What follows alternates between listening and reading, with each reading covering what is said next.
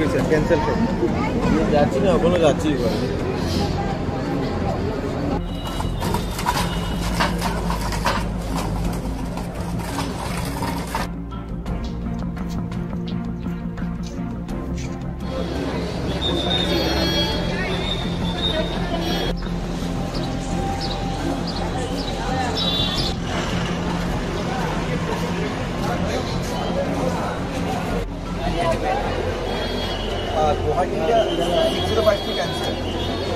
ফ্লাইটের কর্তৃপক্ষ তো ফ্লাইট ক্যান্সেল বলছে। আমাদের ফ্লাইট ছিল 2:55 কলকাতা ভায়া কলকাতা ইন্দোর, আগরতলা টু ইন্দোর, কিন্তু ফ্লাইট ক্যান্সেল। এখন বলছে যে যাওয়া যাবে না, সমস্ত ফ্লাইট ক্যান্সেল আছে।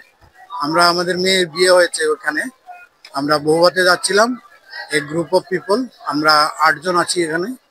সবাই এখন ফ্লাইটের জন্য অপেক্ষা করছি। এখানে আসার আগে পর্যন্ত কোনো মেসেজ নেই, কিছু নেই। এখন এখানে এসে শুনছি যে ফ্লাইট যাবে না, কিন্তু অনলাইন দেখাচ্ছে অন টাইম, শিডিউল ঠিক আছে। তো এটা তো বিশাল ক্ষতিগ্রস্ত হওয়ার বিষয়। প্রোগ্রামও আমরা অ্যাটেন্ড করতে পারবো না, আর সেই হয়রানি তো আছেই। ইন্ডিগো কর্তৃপক্ষ তরফ থেকে আপনাদের এখানে আসার পর কোনো সাহায্য করা হয়েছে বা ফ্লাইটটা কবে নাগাদ আপনাদেরকে দেওয়া হবে এরকম কিছু জানানো হয়নি, কিছুই বলছে না। দেখা করারও সুযোগ নাই, ভেতরেও ঢুকতে দিচ্ছে না। বাইরে গেটের বাইরে লাইন দিয়ে রেখেছে লোক, বিশাল লম্বা লাইন। আপনারা কোথা থেকে কোথায় যাচ্ছিলেন এবং ফ্লাইটের এই মুহূর্তে বর্তমান খবর কি রয়েছে? আসলে আমরা তো আজকে আগরতলা থেকে আমাদের ইন্দোর যাবার ফ্লাইট, আমরা ভায়া কলকাতা আমরা ইন্দোর যাব। কিন্তু আসলে না কিরকম অবাক লাগছে, আমাদের একটা টিম যাচ্ছি আমরা, আমাদের পারিবারিক একটা বিয়ের অনুষ্ঠান, সেখানে আমরা সবাই যাচ্ছি।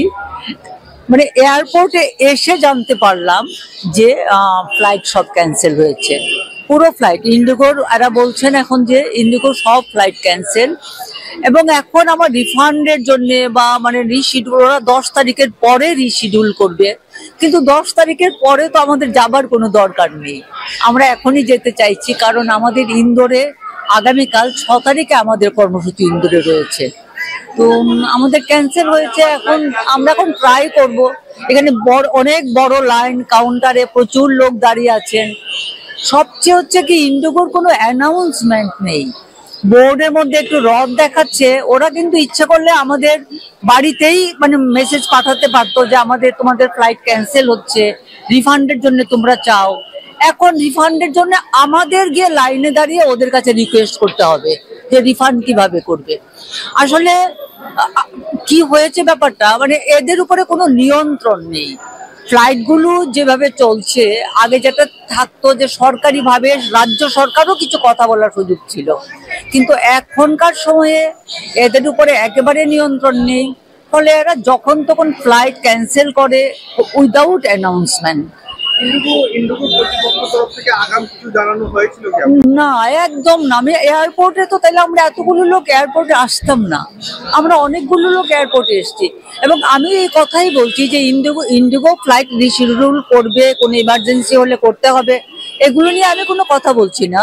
কিন্তু এতগুলো প্যাসেঞ্জারকে তোমরা ভোগাচ্ছ, তোমরা অ্যাটলিস্ট এটা এনশিওর করো মেসেজ পাঠিয়ে যে তোমাদের সব ফ্লাইট আমাদের ক্যান্সেল, আমরা উই আর আনডান, তোমাদের রিফান্ড আমরা ব্যাংকে পাঠাবো, বা মোড অফ পেমেন্ট আমার যা ছিল সেভাবে পাঠাবে, সেটুকু এরা করতে পারে।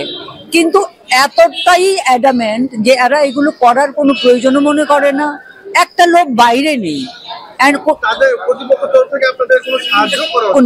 না, ওই যে লাইনে দাঁড়াতে হবে এখন।